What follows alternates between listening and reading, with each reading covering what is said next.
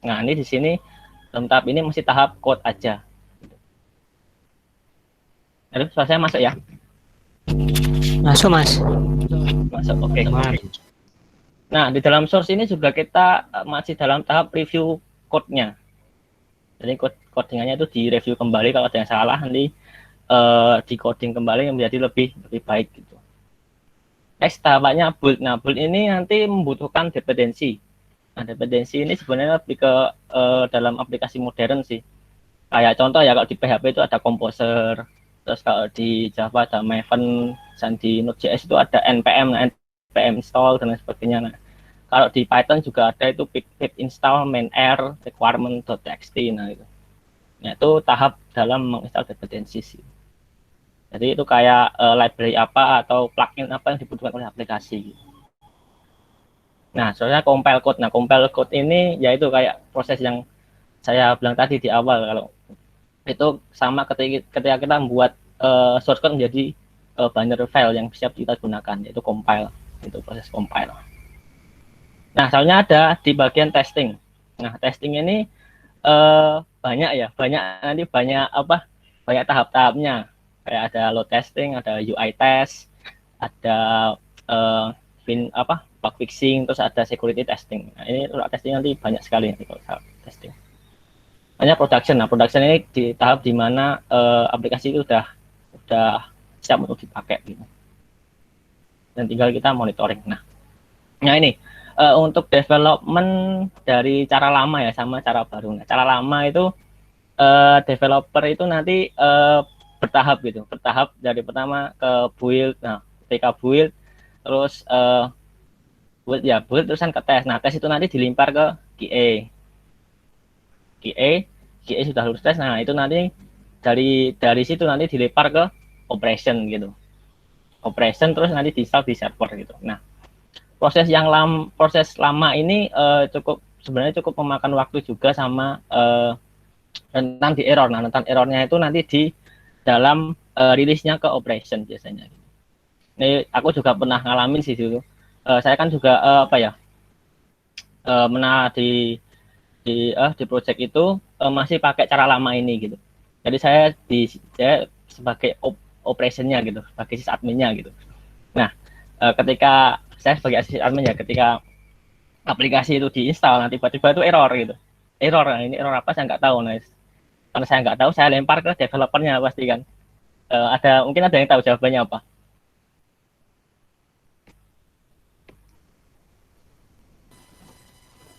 Servernya bermasalah. Ada yang. Nah, jawabannya, ini di lokal jalan mas gitu. Loh, ini di server production kok nggak bisa gitu. Ada error nih mas. Oh, ternyata ada library yang belum diinstal. Nah, library itu sebenarnya nggak ada komunikasi juga dari developernya gitu. Ini nanti Pak ternyata ini pakai library PHP Encrypt contohnya gitu. Loh, kok di sini kok ketika diinstal nggak bisa gitu. Oh, ternyata ada error di Encrypt-nya, berarti harus diinstal dulu gitu. Diinstal dulu library PHP-nya. Oke, itu cara lama gitu. Cara lama. Dan cara lama ini kita masih masih manual gitu. Ketika contoh kalau biasanya kalau programmer itu biasanya langsung ke server ya. Kalau langsung ke server dia kalau code-nya itu langsung nggak di-push tapi di-upload ke server gitu. Nah, itu nanti akan menjadi masalah ketika mungkin ada beberapa programmer, ada 2 programmer gitu. Jadi kayak contohnya aku ketika ngoding atau baru ngedit file satu PHP gitu. Nah mungkin si Martin gitu, dia ngedit file satu PHP juga. Nah, aku udah selesai duluan. Nah, satu aku upload ke server kan. Nah, upload ke server, nah Martin juga ngupload ke server yang sama, otomatis ketimpa gitu. Nah, itu sering banget itu. Dulu itu sering terjadi kayak gitu. Jadi ngodingnya kayak sia-sia gitu. Jadi sebenarnya daripada ketimpa tadi butuh koordinasi yang lebih lah gitu. Nah, kalau untuk cara sekarang itu kita udah pakainya repository. Jadi pakainya Git gitu. Git nanti udah terhubung ke CI server atau CI tools gitulah. CI tools itu kayak kayak yang di materinya GitLab, ada GitHub Action dan lain sebagainya. Nah itu nanti kita ulas lebih di slide selanjutnya aja. Oke, next kita langsung ke DevOps aja. Ya, DevOps ini sebenarnya sebuah culture di mana sebenarnya ada kolaborasi antara developer dan operation gitu. Tujuannya buat apa? Tujuannya untuk memperpendek ya atau mengoptimasi dari SLDC atau siklus hidup pemasukan software development life cycle gitu. Dan juga menyediakan continuous delivery untuk mendeliver aplikasi yang berkualitas tinggi gitu. Nah, sebenarnya DevOps ini lebih ke culture gitu. Tapi ya seiring berjalannya zaman ya kita dibutuhkan posisi khusus dari DevOps itu sendiri gitu. Jadi ada yang namanya DevOps engineer gitu. Nah, tugasnya apa ya itu mengoptimasi ya, tanggung jawabnya mengoptimasi dari pengembang SLDC aplikasi gitu. Dan juga menyediakan continuous delivery itu. Atau bisa dibilang juga dia itu menghubungkan antara developer dan operation juga. Terus ada yang bilang juga kalau DevOps ini sebenarnya versi versatilis ya dari sysadmin ya. Karena kebanyakan orang DevOps itu dari sysadmin gitu malah. Tapi ya sebenarnya baik dari developer dan juga sysadmin itu juga bisa jadi DevOps gitu. Cuma konsekuensinya kalau dari developer dia harus belajar sysadmin dulu harus sebelum jadi DevOps. Dari sysadmin juga gitu, nanti sysadmin harus belajar coding dulu baru bisa jadi DevOps gitu. Oke, di DevOps ada praktik ya yang namanya continuous integration, continuous delivery. Nah, continuous integration ini sebenarnya mengintegrasikan code ke dalam suatu repository dan menjalankan pengujian secara cepat dan otomatis. Jadi dalam penerapannya nanti kita sudah memakai version control system gitu. Pakainya Git gitu. Nah ini nanti untuk detail prosesnya nanti di slide selanjutnya ada gitu. Untuk detail prosesnya. Nah untuk continuous delivery itu memberikan aplikasi intinya kita bisa mendeliver aplikasi secara berkelanjutan gitu. Nah nanti biar lebih enak memahaminya ini ada contohnya gitu. Nah ini. Nah untuk cara kerjanya gitu ya. Nah pertama ya ada developer gitu. Nah ini ada version control system. Nah ini bisa bilang Git gitulah, atau mungkin yang web based ya kayak GitHub, GitLab, terus Bitbucket dan sebagainya gitu. Nah developer ini nanti dia akan melakukan push ke Git-nya gitu, version control systemnya gitu. Nah di dalam DevOps ini nanti itu ada yang namanya CI tools gitu. CL tools ini sebenarnya cuma seperti kayak scheduler gitu, scheduler yang dia mengeksekusi sesuatu berdasarkan trigger. Nah, triggernya ini bisa bermacam-macam ya, bisa commit, bisa berdasarkan tag. Jadi ketika ada tag di commit atau ketika ada push gitu, nah itu dia akan menjalankan suatu aksi gitu. Nah, si tools ini nanti ketika ada trigger dia akan melakukan pull dari repository gitu. Nah, setelah melakukan pull dia akan melakukan suatu proses yang namanya build. Nah, di dalam build ini ada beberapa proses ya. Ini yang pertama ya dia biasanya untuk mengatur kayak mengecek dependensi gitu. Contoh kayak yaitu yang sudah saya contohkan tadi, kalau di PHP dilakukan composer install, terus di Python itu pip install main requirement txt itu, atau kalau di Java Maven dan sebagainya gitu. Nah, atasnya compile. Nah, compile itu tadi yang mentransaksikan code menjadi binary file gitu. Nah, terus ada yang namanya automated test. Nah, automated test ini nanti kita melakukan testing secara otomatis gitu, secara berkelanjutan gitu. Nah, tesnya apa aja? Yang pertama unit test, integration test, terus functional test, bisa juga stress test. Stress test itu kayak kita nyoba aplikasi ini bisa menanggung load berapa sih gitu. Contoh pakai Apache benchmark gitu. Aplikasi ini bisa contoh aplikasi ini bisa menampung 1000 user dalam 1 detik gitu, contoh gitu ya. Terus ada security test. Nah, security test ya kayak kita nyari bug gitulah dan sebagainya gitu, dan lain-lain. Nah, setelah dites ini akan dalam bentuk package. Package ini ya bisa dibilang package ini adalah aplikasi yang siap digunakan lah gitu. Mungkin bisa binary file, kalau di PHP source code-nya udah jadi, udah dites, udah jadi gitulah gitu. Nah, selanjutnya dari proses build ini akan lakukan deploy. Gitu. Nah, deploy ini itu bisa kita deploy ke server. Nah, server ini kalau kita pakai environment yang tadi ya, itu kita bisa deploy ke beberapa server gitu berdasarkan environment-nya. Contoh kalau kita ketika melakukan push ke dalam ke dalam contoh code-nya ini, code-nya masih environment dev, jadi dia akan otomatis terdeploy atau terpasang di dev server gitu. Jadi kita commit langsung kita coba aja di dev server gitu. Kalau kita push-nya ke test server, nah itu nanti ke environment test, nah itu dia akan langsung terdeploy ke test server. Begitu juga dengan production server gitu.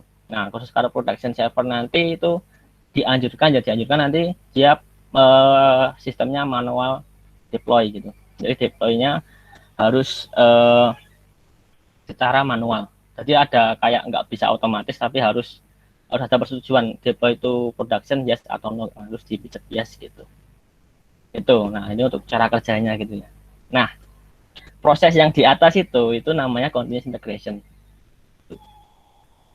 Nah, untuk yang deploy ke server itu continuous delivery gitu. Nah, ini sebenarnya ini soal continuous integration dan continuous delivery gitu.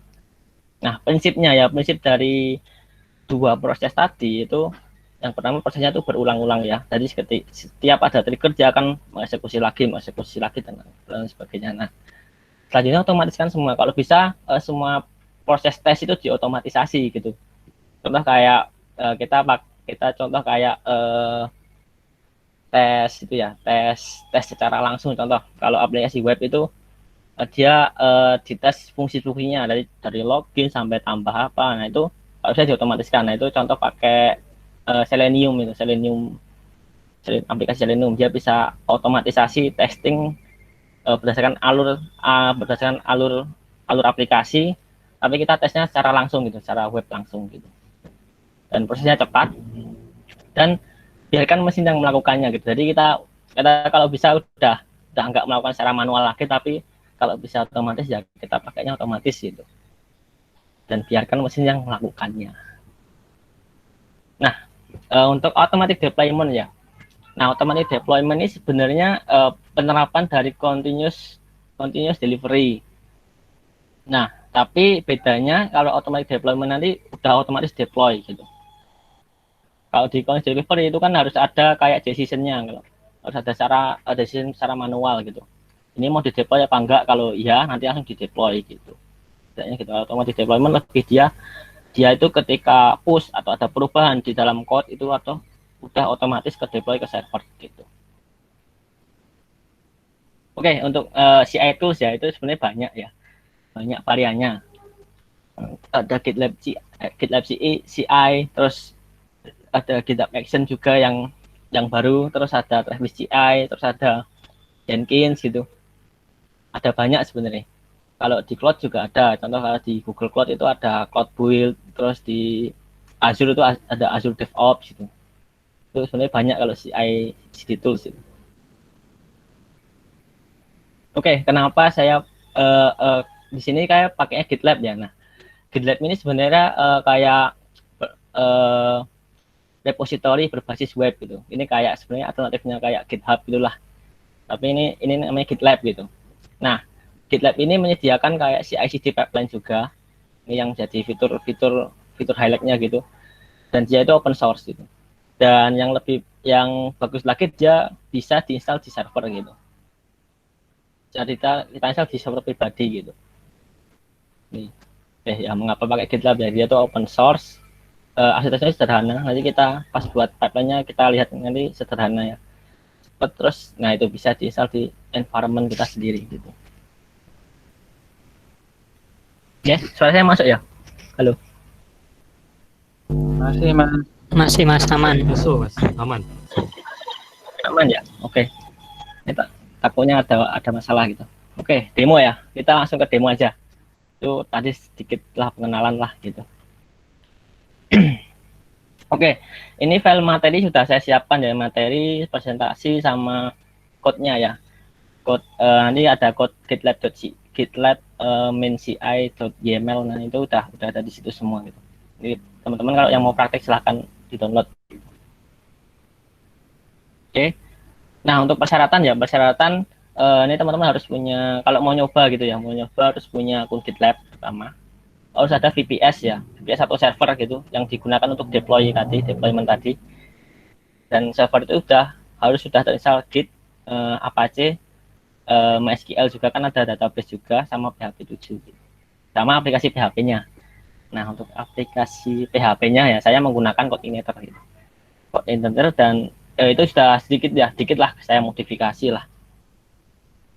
Modifikasinya apa? Nah, itu udah saya kasih basic konfigurasi kayak base URL, terus indeks PHP-nya udah saya hilangin di URL-nya. Terus sudah saya kasih hd akses sama saya nambah file configuration.php. Nah, ini sebenarnya untuk menampung file konfigurasi sama environment sebenarnya. Kalau aplikasi dalam proses development tadi itu ada 3 environment, ada contoh dev sama production. Nah, itu nanti sebenarnya file ini nanti buat itu saya custom konfigurasi biar bisa menyesuaikan environment-nya gitu. Jadi nanti kalau database-nya nanti contoh di dev nanti database-nya di akhir ada /dev, ada /prod gitulah contohnya. Nah, ini dijelaskan saya enggak customisasinya enggak. Customasi dari ininya enggak. Untuk customisasi PHP-nya ini dijelaskan sekalian enggak? Halo? Kayaknya mungkin disinggung sedikit aja mas. Disinggung sedikit aja ya. Iya betul. Oke, coba ya. Stop sebentar mati.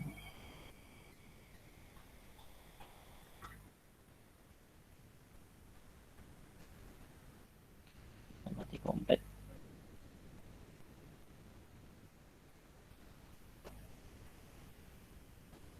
Nah, tes ini sudah itu ya.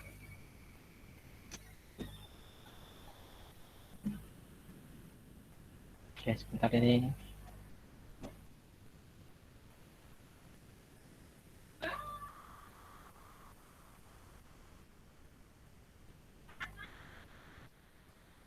Oke. Nah, ini ada file konfigurasi ini. Nah, ini sebenarnya aku kayak apa ya? Buat kelas baru gitu di dalam koordinatornya. Sama file ini saya load gitu. Saya load di indeks PHP ini. Indeks PHP ini. Nah, di sini. Nah, di sini saya load konfigurasi PHP sama buat objek baru gitu. Terus nah ini kan terus saya ubah di sini di config PHP-nya. Di database PHP bukan config PHP ya. Database PHP. Nah, ini saya ambil dari itu tadi saya buat tadi, terus saya load variabelnya gitu.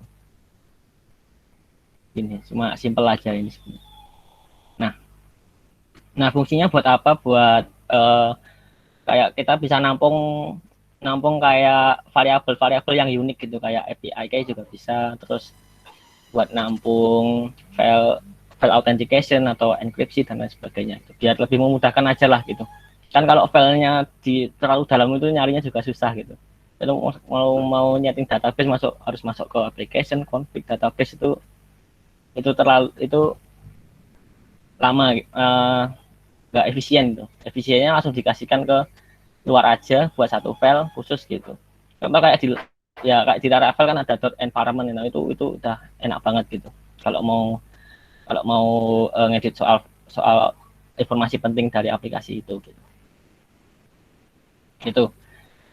Oke, Nah, ini untuk praktek langsung kita ke GitLab ya. Ini saya udah punya akun GitLab. Akun GitLab ini langsung buat repository aja ya. Ini udah masuk ke dashboardnya ya. Masuk ke dashboard. Nah, ini create blank project. Blank project ini kita buat repository baru gitu. Terus ini tulis saja HM3HMPTI gitu. Nah, ini untuk URL-nya. Nah, ini saya buat private aja lah. Buat private terus create project. Oh, name has been taken. Oke. Demo. Tambah demo coba.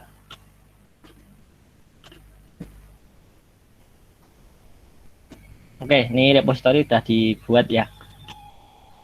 Oke, nah ini kita tinggal melakukan yang namanya push ke repository gitu. Nah, ini di sini, nah ini sebenarnya sudah disediakan si perintahnya gitu. Tapi ini lewat terminal gitu.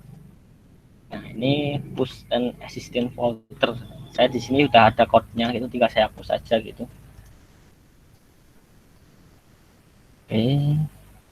Nah, di sini udah belum ya, belum, berarti ini saya copy aja dari filenya dulu. Desktop mati komplit. Nah, ini di sini. Ini saya copy langsung aja. Nah, ini dari repositorinya ya. cd ci3 langsung gitu. Oke. Oke, udah semua ya. Oke, nah ini aku tinggal ini aja, tinggal kopas ini aja ya. Nah, git init. Nah, ini karena git saya versinya masih versi lama, jadi ini nggak bisa ya. Jadi saya buat git init saja dulu. Git init langsung. Git init langsung.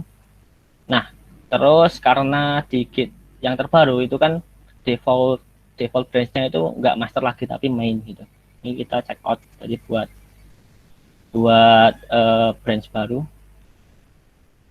main gitu. Nah, ini terus kita tinggal kopas saja ini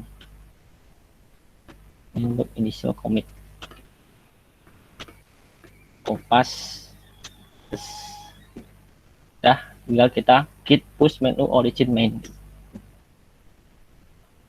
Nah, ini proses push ke repositorinya. Nah, ini kita refresh. Jadi sudah masuk code-nya ya. Nah, ini. Nah, kalau di Linux itu lebih enak kenapa? Kita nggak perlu login lagi, tinggal nambahin SSH key. Kalau di Windows kan agak susah kalau kayak gini. Dia nanti harus login dulu atau perlu aplikasi khusus lah gitu. Kita SSH key di sini. Nah, ini nanti saya tinggal masukin SSH key saya. Ini di sini SSH key di sini ya. Ada di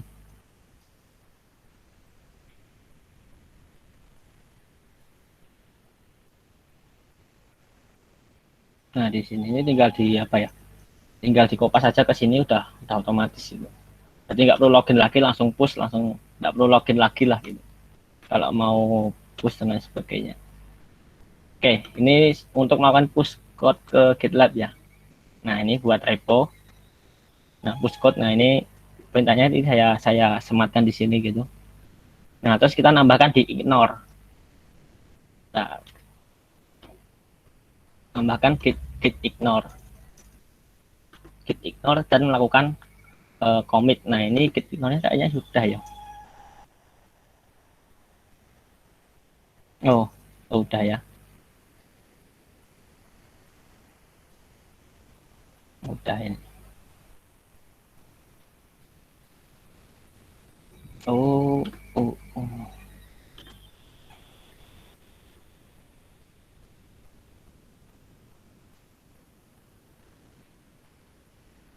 Ya udah ya, berarti nggak ada file configuration PHP-nya udah nggak ada gitu. Oke. Nah, git ignore untuk apa? Ini untuk ketika kita mengubah file yang ada di git ignore ini nanti ada kayak list file. Nah, ketika kita melakukan perubahan itu nggak akan ke track gitu kan. Kalau di Git itu kan kayak, kalau Git itu ada 3 tempat ya istilahnya gitu.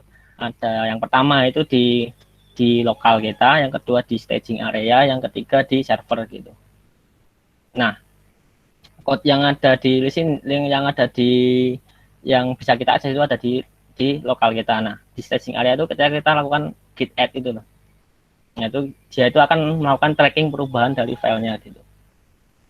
Nah, dari staging area itu nanti di push ke server gitu.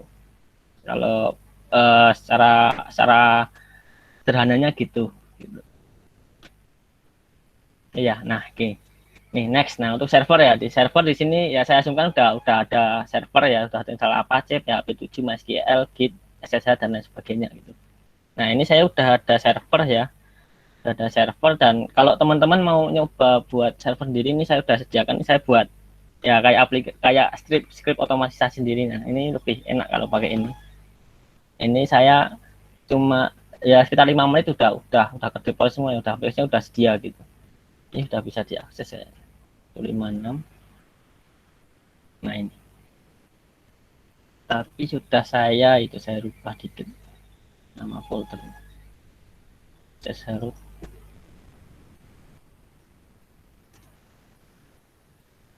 Yes. Nah ini main final. Nah ini saya kemarin udah tes ya. Udah testing. Nah ini udah ready gitu. Tapi ini kita nanti buat dari awal lagi gitu. Itu ini servernya udah ready. Kalau mau nyoba install bisa pakai tool ini, tool saya tadi. Kalau mau nyoba. Dev.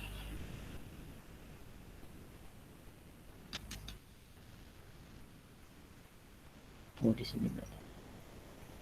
Oh iya.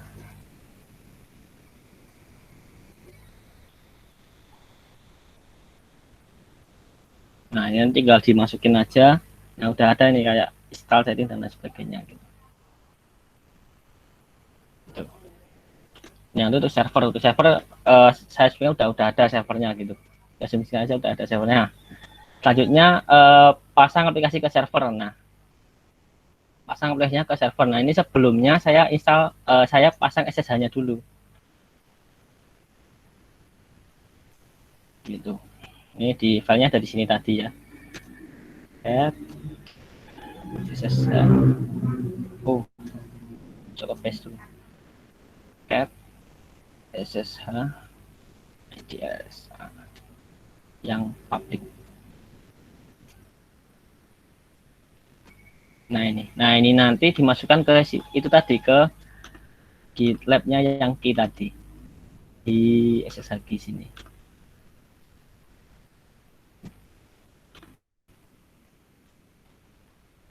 Nah dimasukkan ke sini. Ini udah saya masukkan. Oh ya ini udah saya masukkan. Nah ini gunanya buat apa?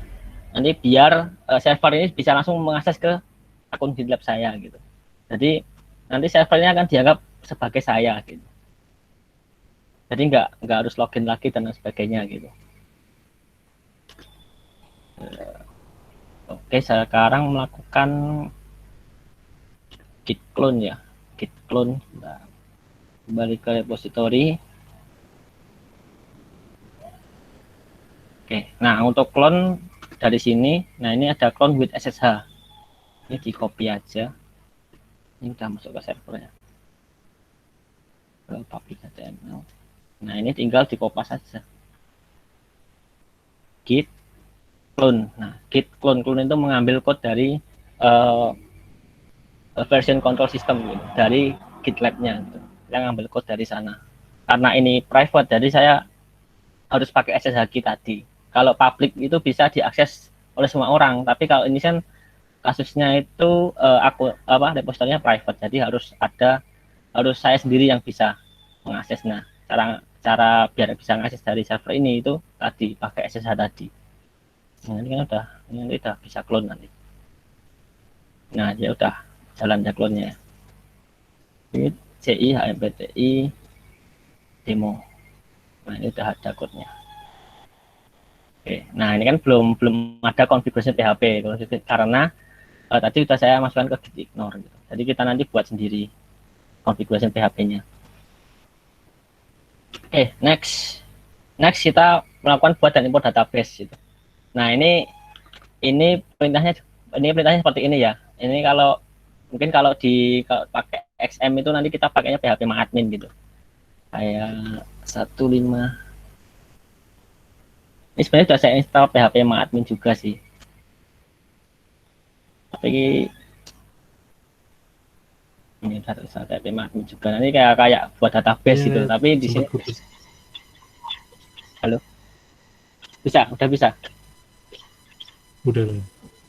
Udah oke. Nah, di sini saya pakai terminal aja biar lebih cepat gitu. Oke, di sini masuk ke server. Nah, ini kalau untuk database saya harus ke biar nggak ada masalah, root dulu aja. Masuk ke root, jalankan aja MySQL main U ini usernya apa? Usernya root. Main P ini maksudnya memprovide password gitu. Kalau kita nggak pakai main P berarti dianggap itu rootnya nggak ada passwordnya gitu. Nah, ini rootnya sudah saya set password, jadi saya kasih main P terus main E ya, di sini main E kan. Nah, main E ini kita langsung mengeksekusi perintah. Jadi nggak harus masuk terus lihat database, nggak, kita langsung eksekusi aja perintahnya. Database, nama databasenya apa? DB CI 3 HMPTI ini. Oh, tadi kurang L. Kurang L ya. Nah, masukkan passwordnya. Password. Nah, udah gitu. Nah, ini tinggal dicek aja di sini.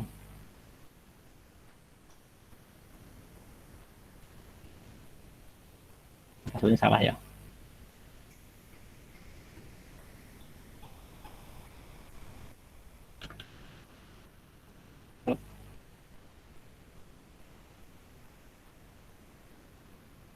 Kalau bisa ya. Access denied.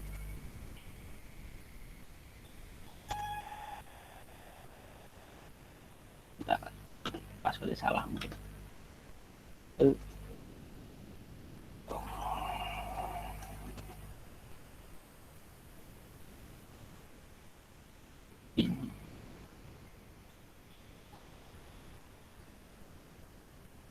Ini 1 2 3.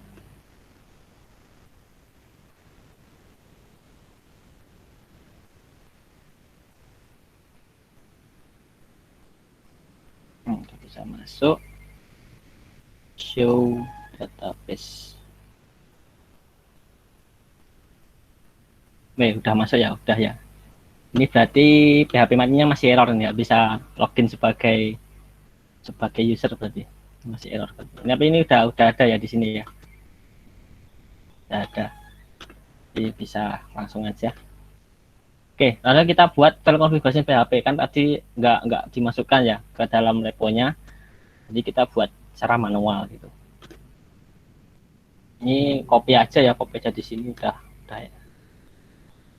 Ini copy aja. Nih.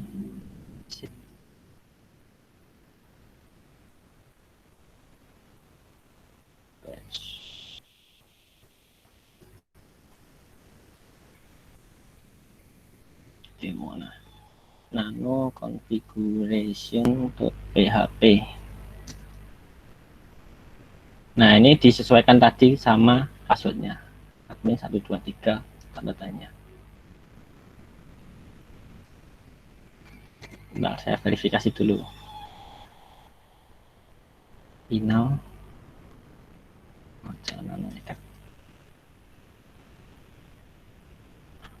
Oh, nggak pakai tanda tanya, oke.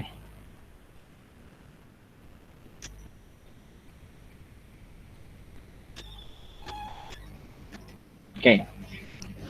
Nah, di sini di state ini ya, ini sudah bisa kita tes sebenarnya. Sudah bisa kita tes ini namanya. Nah, ini URL-nya nanti ikut sama nama foldernya ini. Nah, ini udah itu ya, udah siap dipakai lah istilahnya code igniternya gitu. Kan kalau kalau belum connect database nanti pasti kan ada error gitu, error unable to connect gitu. Tapi ini kan nggak ada error, berarti udah aman gitu, udah siap dipakai istilahnya gitu. Nah ini kita udah ini udah menginstal ya, menginstal aplikasinya. Kita selanjutnya ke automatic deployment itu. Automatic deployment ini, nah ini ada itu saya slide aja, ini ada step-stepnya ya, current slide. Nah ini automatic deployment. Nah automatic deployment ini nanti konsepnya sama ya, ada developer, nanti ada version control system, nah ini kalau CI toolsnya ini kita pakai GitLab CI.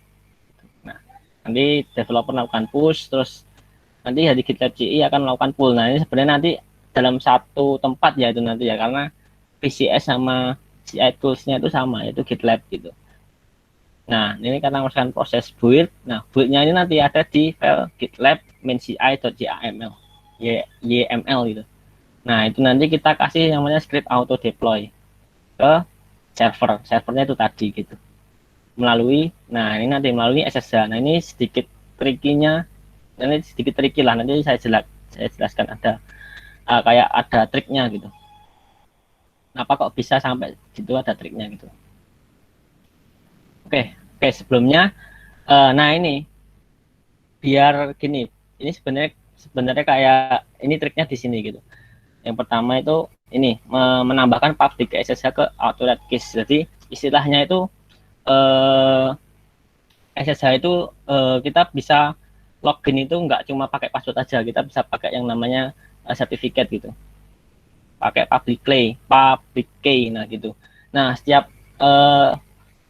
public, nah nanti kalau kita pakai public key, nah ketika public key itu sudah terdaftar di authorized key, nah itu nanti maka akan otomatis bisa login ke server. Kayak contoh ya, saya login ke server ya, SSH ini otomatis gitu, root langsung otomatis, jadi nggak perlu masukin password dan sebagainya, itu nggak perlu gitu. Kalau SSH yang normal, yang biasa itu nanti kan dia harus minta minta password dulu gitu. Tapi saya nggak bisa nyontohin yang minta password ya. Contoh aja SSH.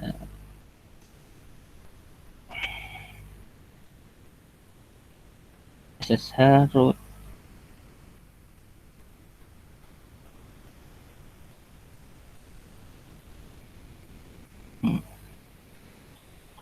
Oh dia udah pakai public key tadi, saya nggak bisa nyontohkan tadi. Jadi intinya ketika udah terdaftar gitu di apa di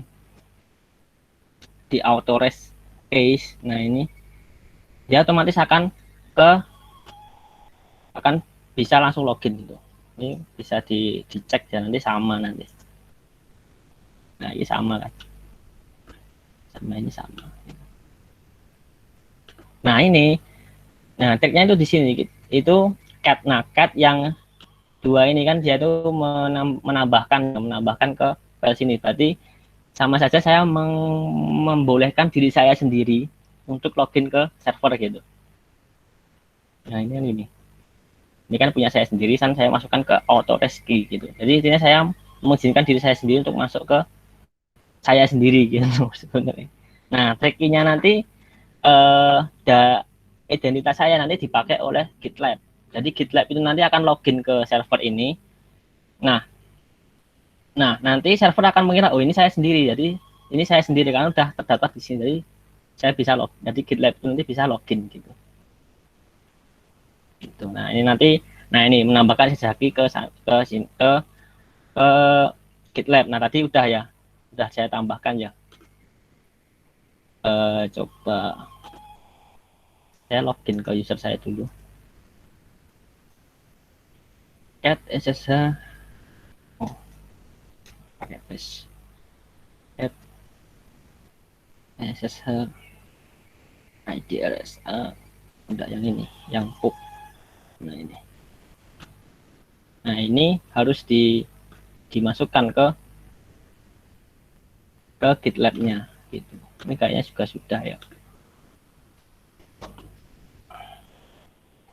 Sakis.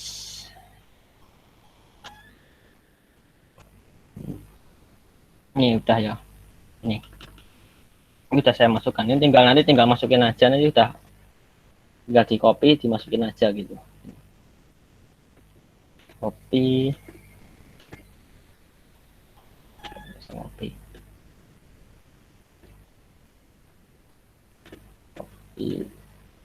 masukin aja gitu. Add key, nah ini kan udah sama. Oh, ini punya saya sendiri gitu. Jadi nanti intinya gitu. Kalau di sini yang ini aja diambil nanti.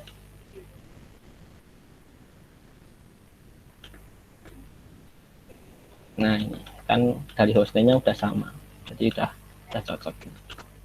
Udah saya tambahkan, jadi tinggal lanjut aja berarti ya. Lanjut, nah ini saya nambahkan variabel pada GitLab. Nah ini nanti dipakai ketika di gitlab.ci YML-nya. Nah ini langsung aja ya berarti ini ya. Nah variabel ini buat apa? Nah ini nanti kita substitusikan ke file GitLab CI-nya. Ini saya kasih preview dulu aja weh. Untuk GitLab CI-nya ini kayak gini.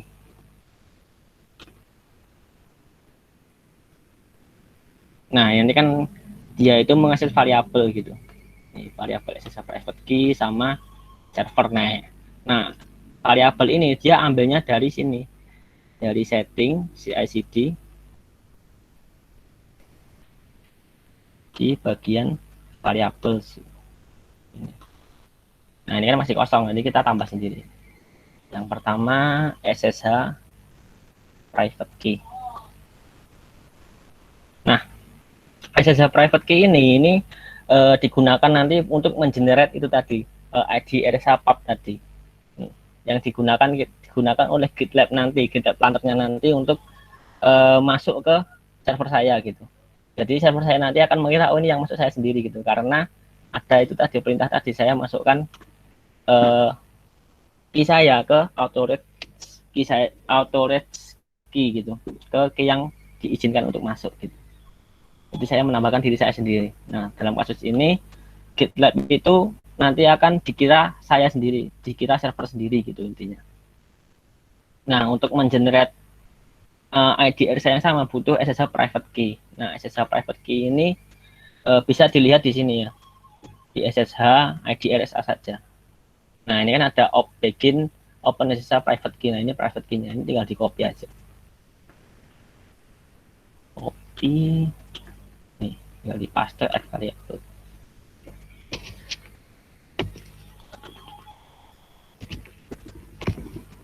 Oke, next menambahkan variabel ini server. Nah ini IP servernya. Kalau di Linux kan gampang, kalau mau tahu IP-nya kan tinggal IP add gitu. Ya udah keluar. Ini IP publiknya ini. Ini tinggal di copy aja. Oke, server paste add variable. Oke, ini udah tambah semua ya. Ini kembali ke repo, kita masuk ke slide selanjutnya. Nah slide selanjutnya kita melakukan automatic deployment menggunakan. Nah ini kita nanti menambahkan file GitLab CI. Nah di sini ini ada ya, inilah scriptnya nanti seperti ini. Ini saya buka di sini aja. Scriptnya nanti seperti ini. Nah ini nanti kalau di GitLab nanti ada yang namanya before script, terus ini ada yang namanya stage-nya. Nah before script ini ada script yang dijalankan sebelum kita memulai lah istilahnya gitu. Nah ini untuk detail yang pertama ini sebenarnya cuma itu sih, cuma kayak mengecek apakah SSH-nya udah keinstall belum sih gitu. Oh kalau belum tinggal diinstal gitu, diinstal. Nah, terus nah ini kita memasang private key-nya. Ini pakai perintah ini SSH add dari echo ini. Terus itu kita buat directory buat SSH-nya. Nah tinggal kita ini buat scan ke scan, istilahnya kayak kita menycan key-nya dulu gitu sebelum login gitu. Jadi kayak ini sebenarnya cuma install SSH gitu lah, install sama masang key-nya tadi istilahnya gitu. Nah kita terus, nah di sini tuh deploy itu stage-nya, karena ini automatic deployment, kita langsung ke deploy aja gitu. Deploy, nah ini bisa kasih namanya master deploy. Nah ini script, yang yang dijalankan. Nah, ini saya masukkan ini private key-nya lagi. Nah, terus, nah ini saya eksekusi SSH berdasarkan user ke server. Nah, saya eksekusi perintah ini. Nah, sebenarnya automatic deployment cuma ini gitu. Saya pertama ya cd direktori tujuan tadi pindah ke direktorinya web tadi, terus mengeksekusi git status sama git pull gitu. Jadi nanti ketika commit, GitLab nanti akan melakukan remote ke SSH saya dan melakukan git pull. Git pull itu ngapain? Git pull itu ngambil code yang baru gitu. Jadi cuma gitu aja. Sebenarnya itu tricky gitu. Tricky dan sederhana gitu. Nah, ini kita tinggal sesuaikan aja. Ini kan udah sesuai. Nah, usernya di sini user saya ya. Di server nih usernya API ya. Ini terus API kecil semua ya. Nah, ini direktori web yang kita pasang tadi di mana?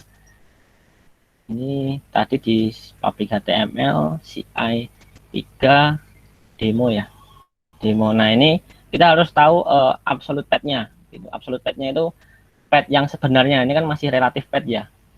Kalau di Linux itu ada yang namanya absolute path, ada yang namanya relative path. Kalau absolute path itu lebih lengkap ya, itu apa? Path-nya itu lebih lengkap dari akarnya, dari root-nya. Kalau relative path itu ada kayak ini simbol kayak gini, ini menandakan di home saya gitu. Dari home ada folder ini, ada folder ini gitu. Nah, kalau mau lihat path yang sesungguhnya itu tinggal perintah pwd. Nah, ternyata directory web saya itu di /home API di dalam public HTML dan di directory CI 3 HMPTI demo. Nah, ini yang kita pakai ini. Ini tinggal copy aja. Ini. Udah gitu aja, Bro. Itu aja. Nah, ini tinggal di copy aja. Kita masuk ke step selanjutnya kan melakukan commit ya. Nah, gitu. Oke, nah ini soal GitLab-nya tadi. GitLab CI ini sebenarnya standar filenya, file dari GitLab untuk mendefinisikan pipeline. Nah, pipeline ini kayak step-stepnya gitu lah, step-step ketika proses build-nya tadi di CI itu tadi loh. Nah ini prosesnya ini nanti dalam bentuk pipeline gitu, kayak langkah-langkahnya gitu. Nah ini soal filenya ya. Nah filenya ini ada apa? Detail untuk filenya, gitu. Untuk file GitLab CI-nya gitu. Itu ada job, ada bagian stage, ada nah ini before script, run a command, before doing a job. Itu istilahnya kita menginisiasi gitu perintah yang digunakan sebelum kita menjalankan script ini gitu. Ini ada stage. Nanti saya langsung ke jobnya aja ya tadi nggak pakai stage itu juga bisa gitu. Jadi langsung ke stage-nya gitu. Nah nanti udah kelihatan nanti di webnya ya gitu. Tapi ini langsung aja. Oke, selanjutnya saya mencoba dulu ya menambahkan itu tadi file GitLab tadi sama sedikit merubah gitu. Ini coba buat GitLab CI-nya dulu aja weh. Ini tinggal ditambah aja nano GitLab CI.yml. Gini. Ini tinggal dipaste aja. Ini tak sesuai. Ini API server sudah sesuai ya, sudah sesuai. Nah, lakukan commit. Pertama di git add dulu. Git add GitLab CI, kita menambahkan GitLab CI ke staging area. Nah, ini kan di git status sudah keluar. New file, nah, change to be commit gitu. Perubahan yang akan di commit gitu. Ada nih, aku buat new file GitLab CI. Nah, ini tinggal di git commit. -m pesan commitnya apa? Menambahkan file GitLab min ci.yml. Kurang ya.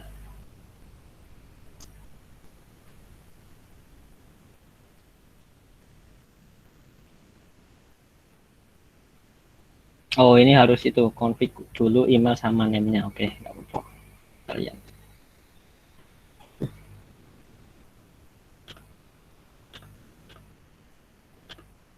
Mana tadi? Oh, ini. Copy. Ini kasih email.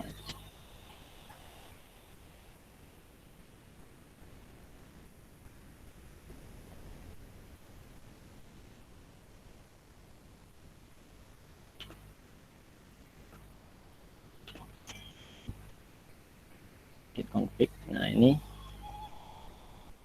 sudah bisa commit ya. Kan di git push main u origin main. Jadi kita melakukan push ke perubahan push code ke GitLab ke servernya. Jadi ini udah berhasil ya. Nah, ini nanti di refresh ini udah ada GitLab-nya file tadi.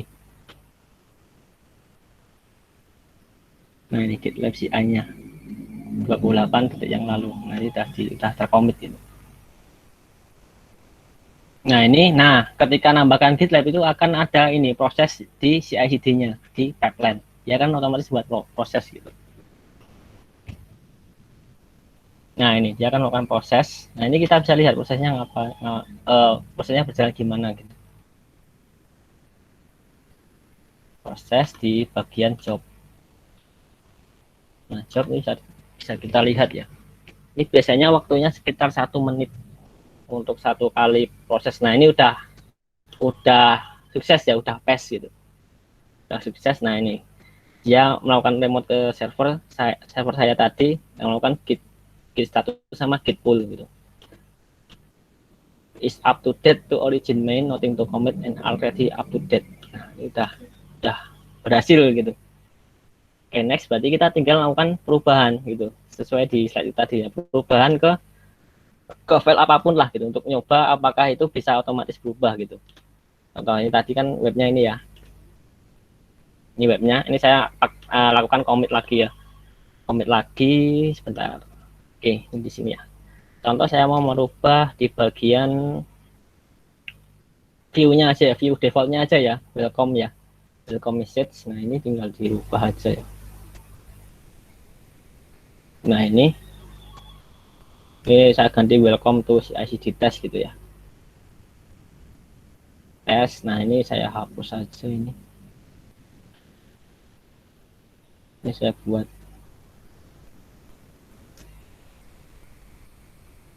PHP aja ya. Biasa. This is CI/CD test. Udah gini aja ya. Ini aja ya. Yes. Oke, lalu saya lakukan commit. Nah, sebelum commit saya masukkan dulu ke staging area. Git add application terus ke view terus ke welcome message tadi git. Nah, kan bisa kita cek git status. Nah, dia akan ini ada lognya. File application view mobile message ini udah dimodified, udah diganti gitu istilahnya. Terus kita tinggal commit git commit main m. Saja pesannya mengubah file welcome message php. Nah, kita tinggal git push main u origin main.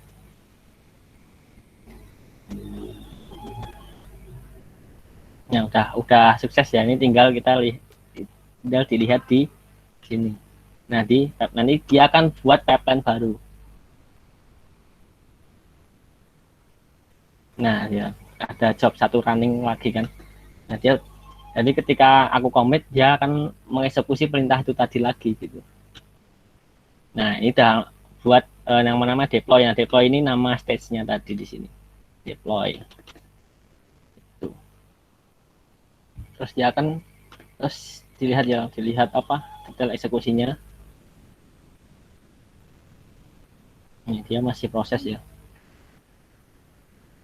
Dia masih proses deploy.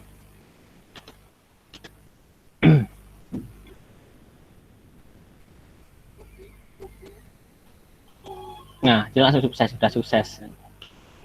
Dia udah mengeksekusi git pull di server saya. Berarti ini di refresh sudah berubah.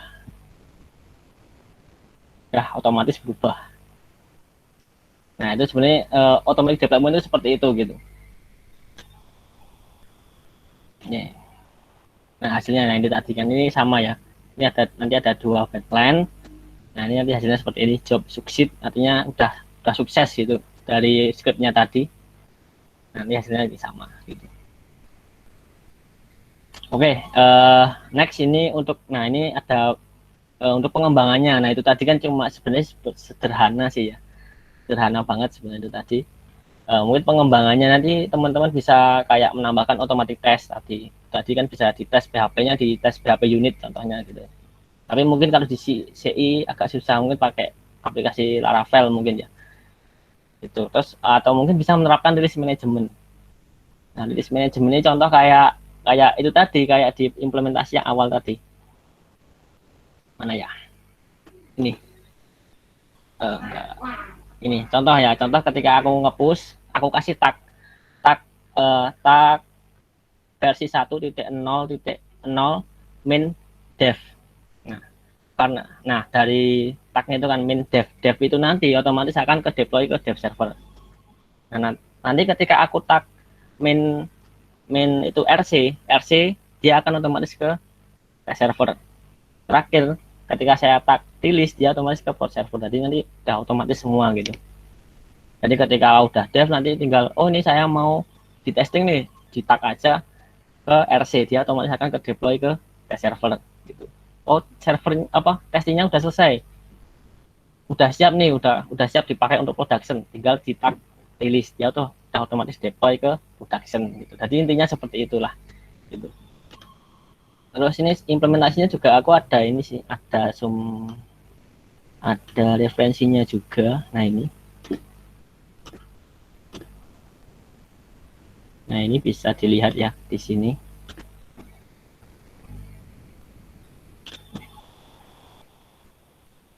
Ini implementasi yang menerapkan tadi yang saya dengar di soal release manajemennya.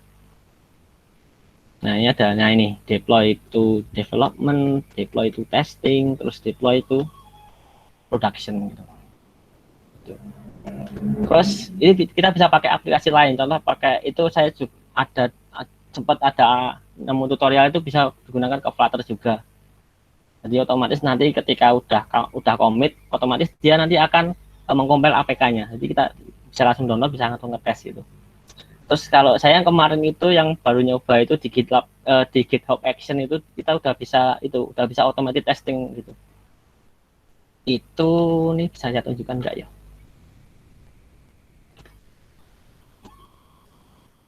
GitHub.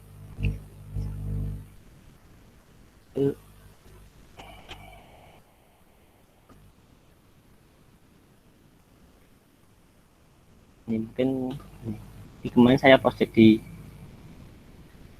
nyoba di pas project Bangkit ya. Itu ada aplikasi Android nih dari pakai Kotlin itu saya nyoba pakai itu continuous integration. Nah itu prosesnya tuh bisa malah lebih banyak gitu, lebih bagus itu. Nah ini itu ada build, runtest, APK. Nah build runtest ini dalamnya ada langkah-langkah lagi gitu. Nah ini kita setup JDK, bisa unit test, instrumentation test ini kayak kita nyoba di device apa gitu. Kalau di sini saya pakainya itu Nexus ya nggak salah. Kalau mungkin dicoba pakai Redmi dan lain sebagainya itu juga bisa gitu. Itu udah bisa otomatis semua gitu. Ini udah buat report, terus bisa buat APK juga. Dan bisa nanti kalau mengembangkan bisa di deploy ke Play Store gitu. Nah, itu contoh penerapan lainnya gitu. Dari konsep CI/CD itu tadi. Oke, mungkin itu udah cukup Mas. Mungkin ini bisa masuk ke tanya jawab. Oke, terima kasih Mas Safi. Saya stop sharing ya. Oke. Wah, materinya sungguh sangat luar biasa sekali. Ya, berikutnya adalah ada Q&A bagi teman-teman yang memiliki pertanyaan dan dapat bertanya langsung ke Mas Abi melalui link yang telah disediakan oleh tim HMPTI. Baik, langsung saja eh, kita mulai saja untuk acara Q&A. Yes, saya minum dulu. Oh ya, Mas Abi, silahkan Mas Abi.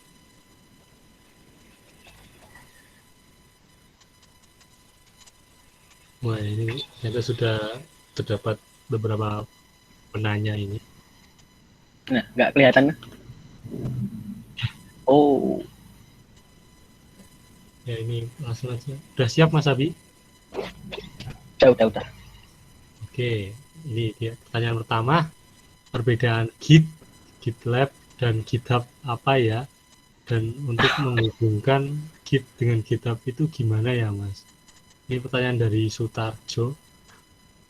Wah, mungkin Oke. Mas Abi bisa menjawab. Oke, untuk perbedaan Git, GitLab sama GitHub. Nah, Git itu aplikasinya. Jadi aplikasi buat itu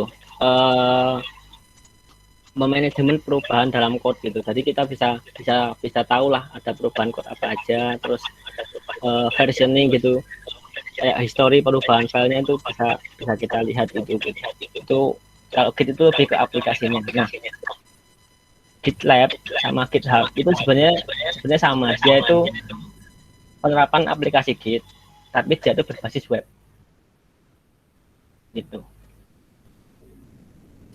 Terus, nah untuk menghubungkan Git ke GitHub itu gimana ya Mas? Nah, sebenarnya itu Git itu udah apa ya? Udah di komputer lokal udah ada Gitnya gitu. Nah, menghubungkan di sini maksudnya mungkin ke gimana cara kita mempush code ke GitHub gitu ya mungkin ya.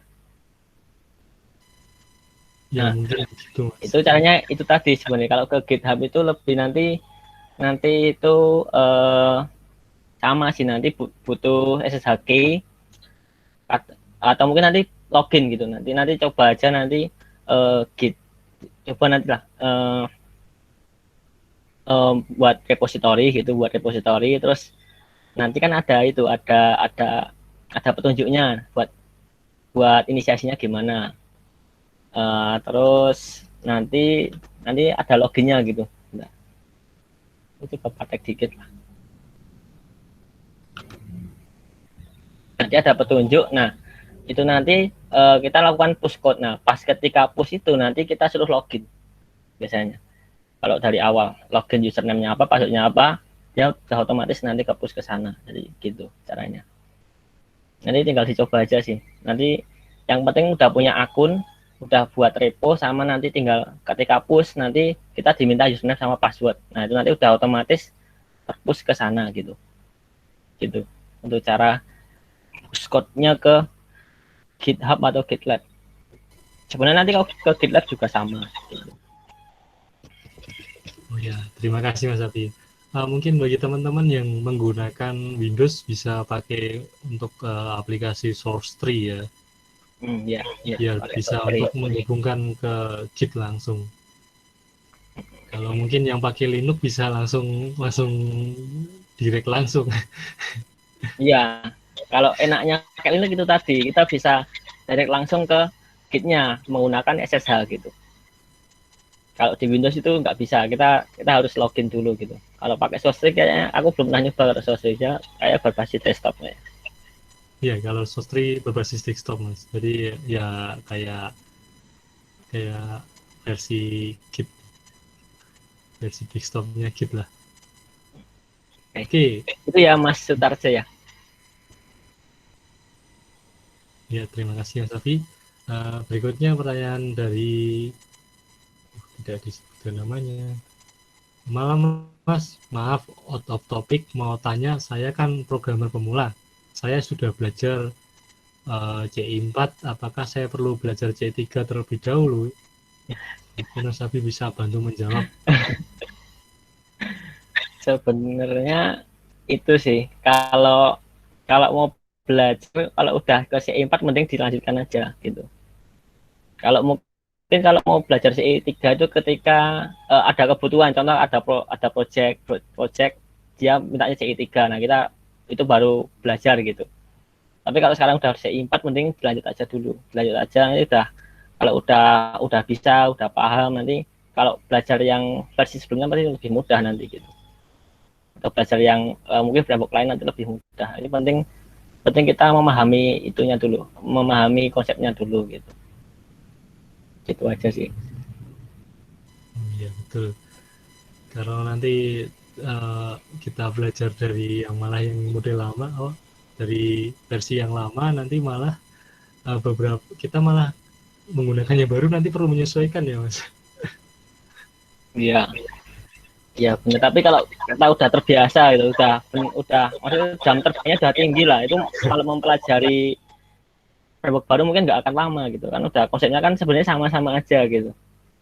Kalau kalau di framework kan biasanya OOP ya, OOP kan konsepnya kan sama gitu. Gitu. Oke, terima kasih Mas Abi. Nanti itu untuk masnya apa yang tanya ini, intinya pelajari yang CI4. Jadi nanti kalau misalnya butuh sesuatu nanti bisa dipelajari yang CI3 kalau mungkin ada yang lain. Ya, pertanyaan selanjutnya, apa yang membedakan DevOps sama automation? Jadi saya jelas halo. Halo, jelas sekali Mas. Apa yang membedakan DevOps sama automation?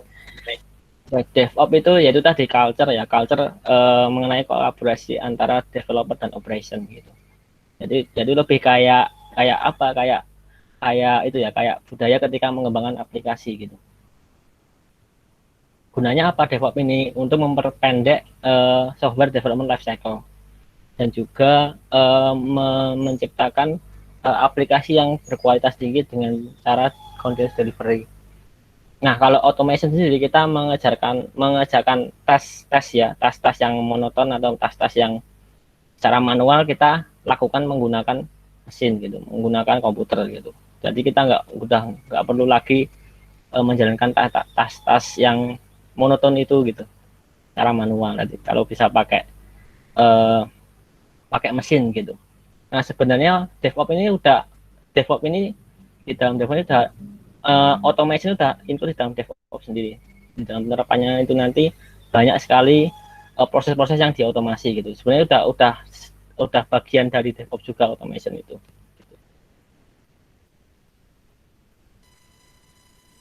Ya, terima kasih Mas Abi. Ya, pertanyaan berikutnya, apakah maksud proses berulang dalam salah satu prinsip CI dan seperti apa implementasinya? Oke. Mengenai proses berulang ya tadi udah saya praktekkan ya. Jadi proses berulang di sini maksudnya dia itu kan eksekutor ya, eksekutor atau scheduler itu menjalankan perintah gitu. Perintah ketika ada trigger. Nah, ketika ada trigger dia akan melakukan proses build itu tadi. Nah, proses itu akan diulang terus-menerus ketika ada trigger gitu. Nah, itu yang dimaksud dari proses berulang. Nah, untuk implementasinya ya kita sudah lihat tadi ya di demo tadi, ketika aku commit gitu. Ketika aku commit tadi udah langsung di proses ke server gitu. Dia udah langsung berubah di webnya gitu. Tadi kan udah aku demoin gitu. Gitu.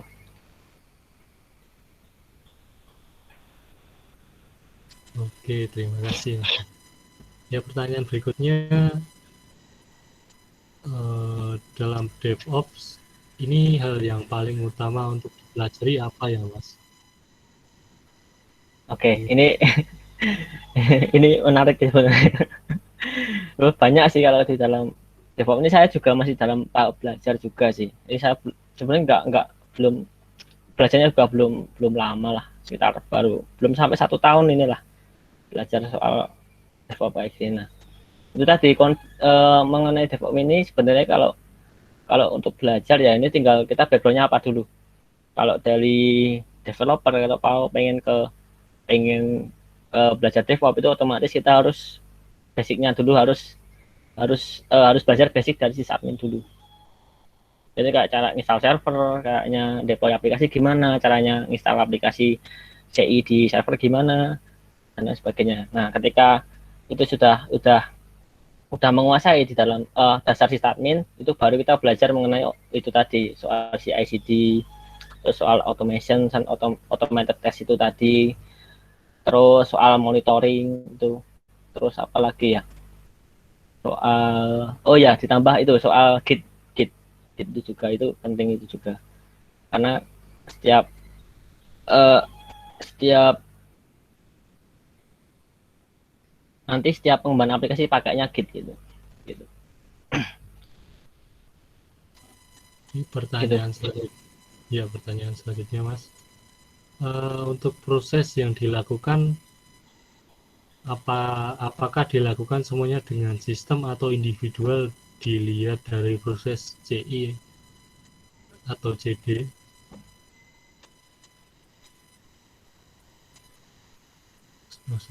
Mungkin maksudnya apakah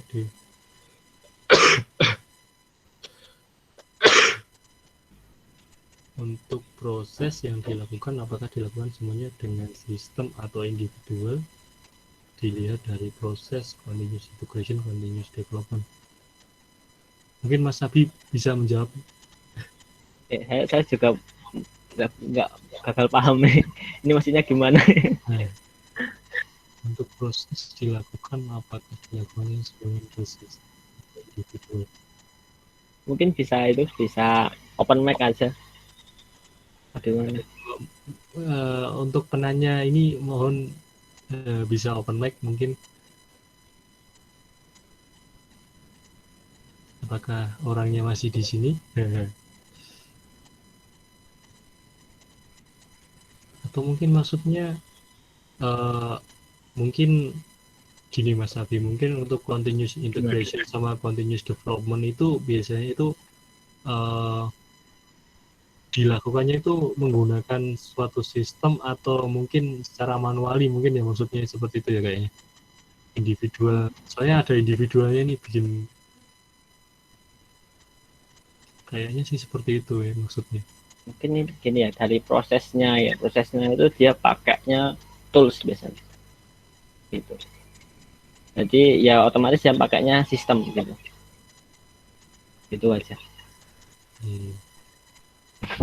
Oke, selanjutnya aja. Mas, motivasi biar malas, biar semangat. Semangat ngapain ini? Mungkin ini Mas Abi bisa kasih sedikit motivasi biar teman-teman semangat belajar. Motivasi ya pertama ya paling gampang ya, kita tentukan target lah gitu. Targetnya aku lulus ini bisa dapat kerja yang lebih baik contohnya gitu. Nah itu kita apa ya, itu target itu benar-benar di set gitulah, benar-benar kita tekuni loh. Aku harus ini nanti otomatis kita akan menumbuhkan semangat dalam diri kita sendiri gitu. Kalau aku lebih condong menumbuhkan semangat di dalam diri sendiri gitu, daripada kita menggantungkan semangat kita ke orang lain gitu. Karena semangat yang ada di diri sendiri itu lebih lama lah, bisa kita buat lagi, bisa kita generate lagi, bisa kita produksi lagi gitu. Kalau semangatnya dari kita gantungkan ke orang lain, itu nanti kalau orangnya hilang, nanti kan semangatnya udah hilang gitu. Itu aja. Wah, mantap sekali Mas Abi. Wah, sungguh motivasi ya quotes-nya. Oke, pertanyaan terakhir Mas Abi. DevOps itu mengkoordinasikan developer dan operasional, berarti harus ada standar saling disetujui. Yes ya, benar, itu ada standar yang harus disetujui sama ini dari developer juga sih. Developer juga harus kayak buat aplikasi itu yang bisa diotomasi gitu, di scaling gitu. Itu ada satu pendekatan yang bagus tuh dari Heroku itu, yang namanya 12 faktor ya. Nah di situ nanti ada definisinya bagaimana cara buat aplikasi itu yang bisa di host ke Suasana masuk ya. Buat Masuk. aplikasi yang kompatibel dengan fitur yang ada di cloud gitu. Jadi bisa di scalable, bisa dibuat microservice dan sebagainya. Itu sebentar aja ada webnya itu. Saya carikan dulu. Kalau Vector namanya.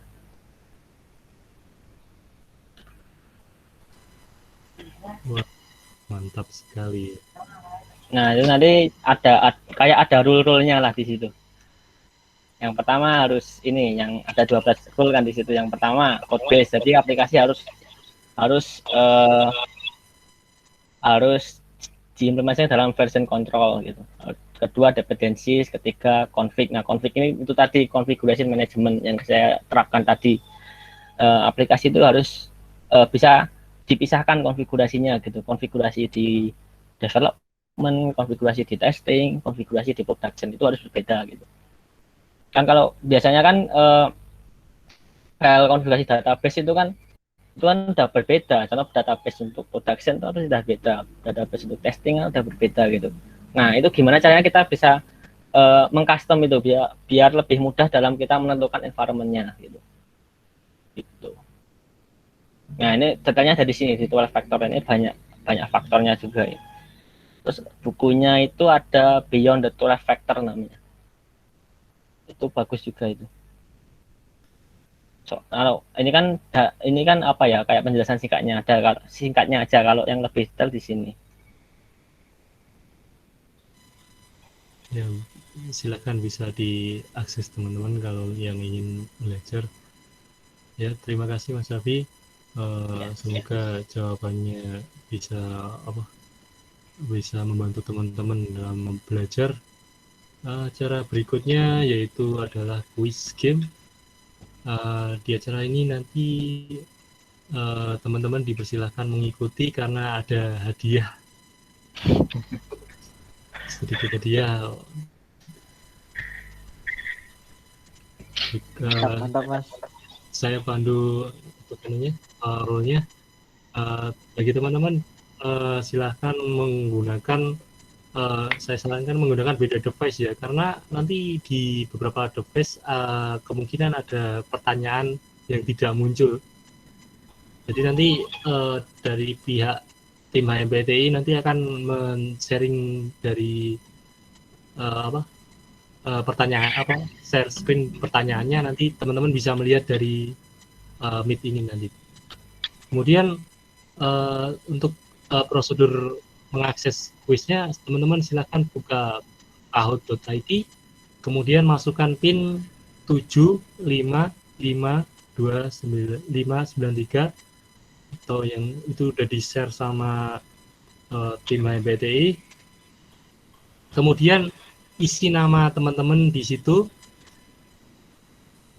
Setelah itu nanti tunggu aba-aba dari kami, dan setelah dimulai nanti teman-teman silahkan menjawab sesuai dari pertanyaan yang ada di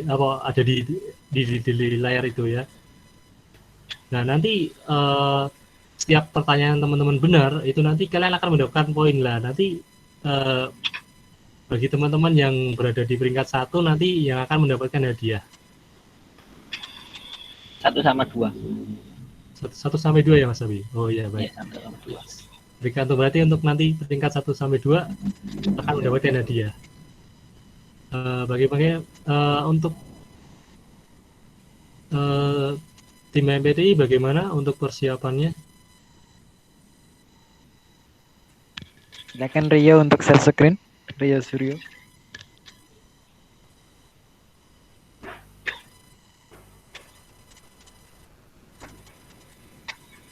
Sudah muncul ya?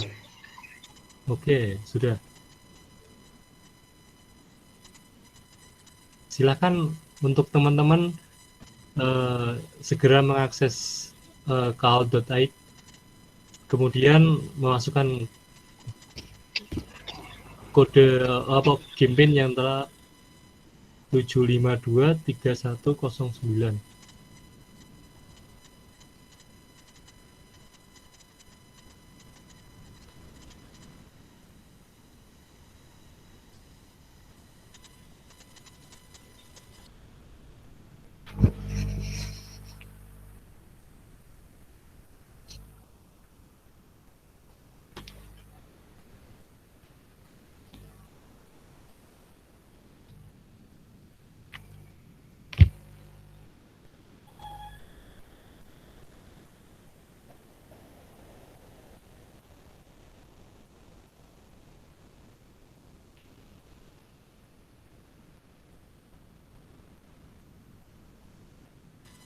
Ya, kita tunggu sampai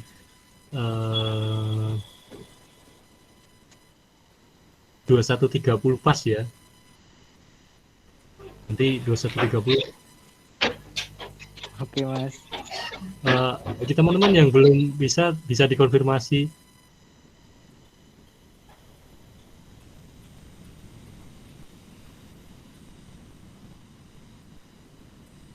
Kok wis 21.30?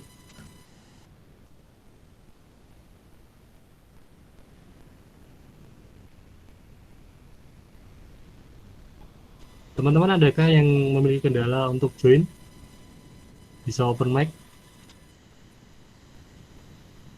Monggo teman-teman. Silakan kalau ada yang memiliki kendala.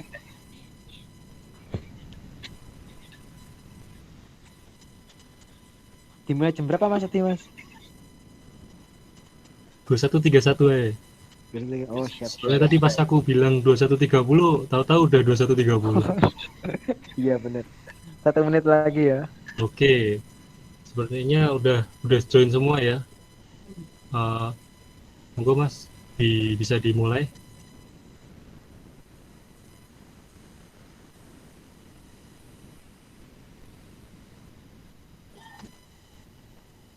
Ya, kuis pertama, apa kepanjangan dari continuous integration dan continuous development?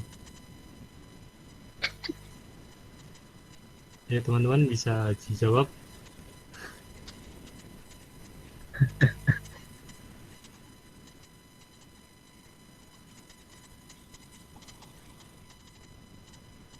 Oke, jawabannya adalah continuous. Bisa Anda jawab ya? mencoba itu.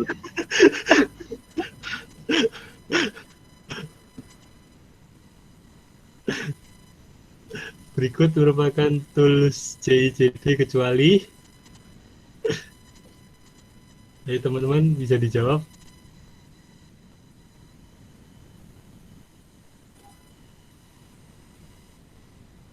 Oke, jawabannya Slack.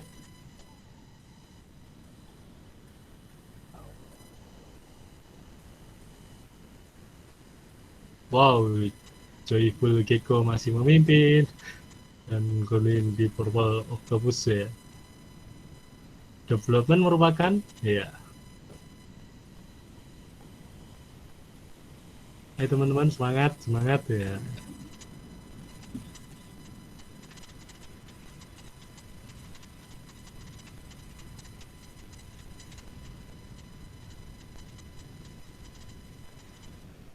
Oke, kegiatan untuk membuat aplikasi tersedia digunakan. Next. Oke, Purple Octopus memimpin saat ini dan Epic Jaguar di posisi kedua. Joyful Gecko di posisi ketiga. Wow, apakah masih sepertinya mulai memanas ini. Berikut merupakan lapor repository berbasis web kecuali wow.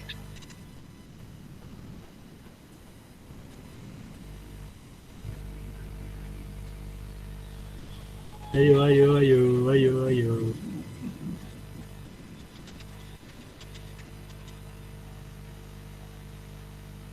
Docker, yeah. Ayo next. Wow, Power Octopus masih memimpin. Epic Jaguar di posisi kedua, kawan-kawan. Nah, ayo semangat ya, masih bisa mengejar ini. Berikut perintah untuk menginisiasi repository Git adalah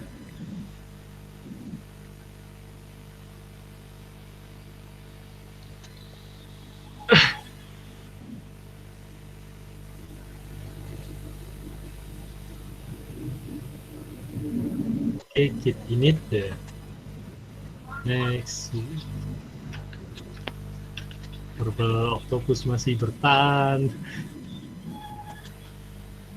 Yo next. Waduh.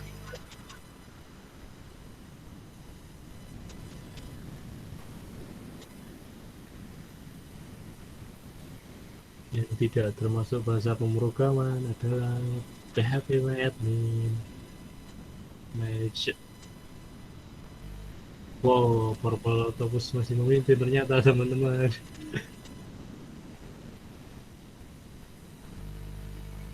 Ayo semangat, masih ada 5 lagi. Ini pertanyaan ke-7 ya. Bahwa ini merupakan alat komputer. langsung berupa pointing device kecuali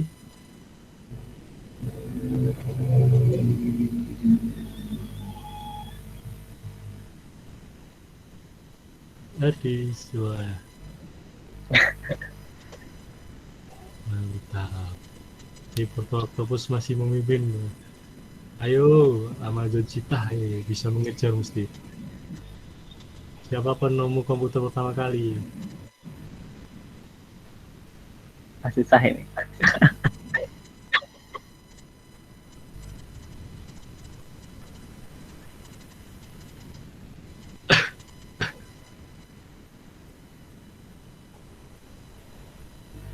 Charles Babbage.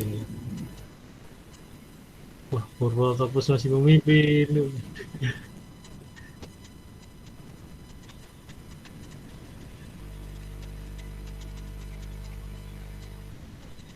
Cara menghidupkan komputer dengan menekan tombol pada CPU dinamakan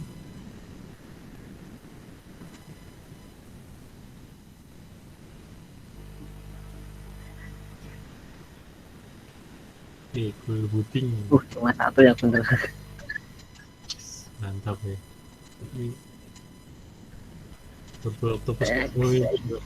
Masih kayaknya Purple Octopus sih jago banget. Guido Mantosuli siapa? Apa nama bahasa pemrograman yang diciptakan oleh Guido Barosum ya?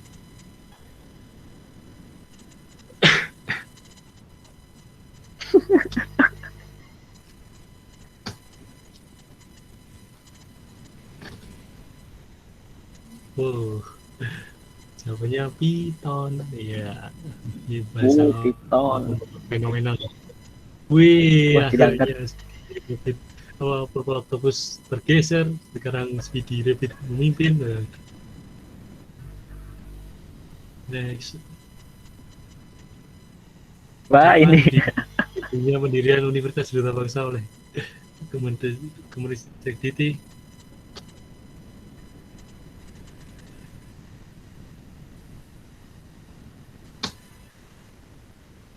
Kapan ayo?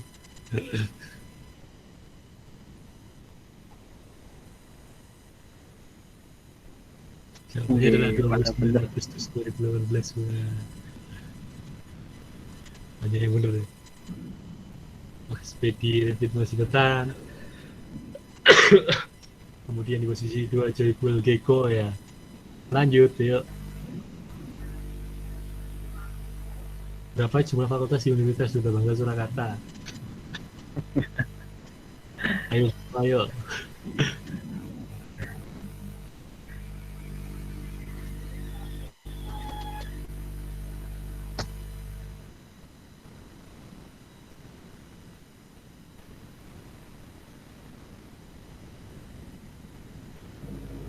Wow, ada bener.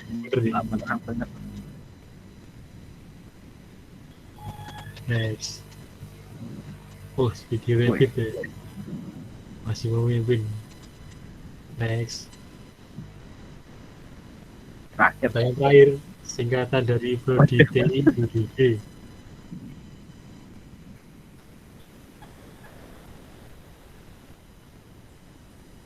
Harusnya benar semua ini. Wih, ada yang salah.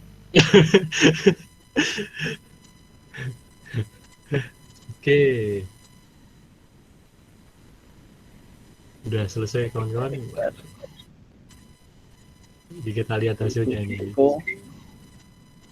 Dan juara pertama ini siapa yuk? Woi, Speedy Rabbit. Dan juara kedua Joyful Gecko. Ya, kepada teman-teman yang memiliki ID Speedy Rabbit sama Joyful Gecko, silahkan nanti menghubungi tim HMBTI ya.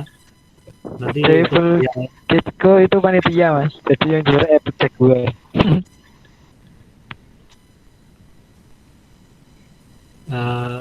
Nanti silakan menghubungi panitia nanti untuk perihal pengiriman hadiah ya.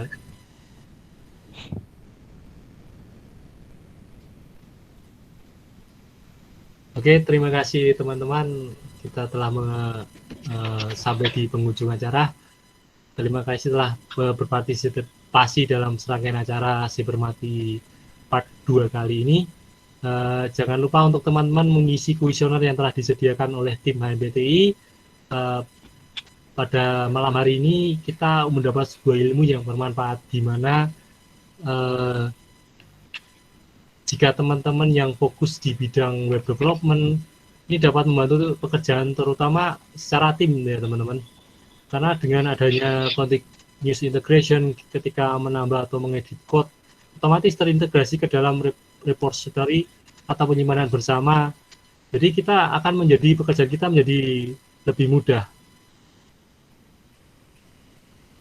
Kemudian perubahan yang kita lakukan akan tampil langsung, hasilnya akan langsung keluar. Jadi ini menjadi sebuah untuk efisiensi pekerjaan kita. Baik teman-teman, saya selaku moderator memohon maaf bila selama saya membawakan acara terdapat salah atau salah kata atau maupun sikap. Dan saya mewakili tim HMBTI juga memohon maaf bila dalam mengadakan Cybermati Part 2 ini memiliki banyak kekurangan,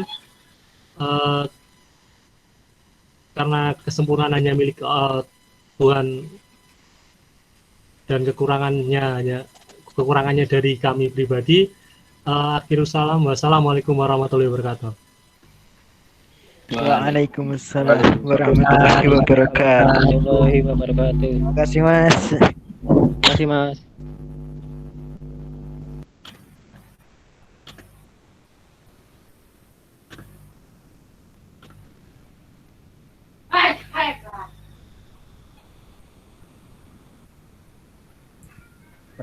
Halo Mas.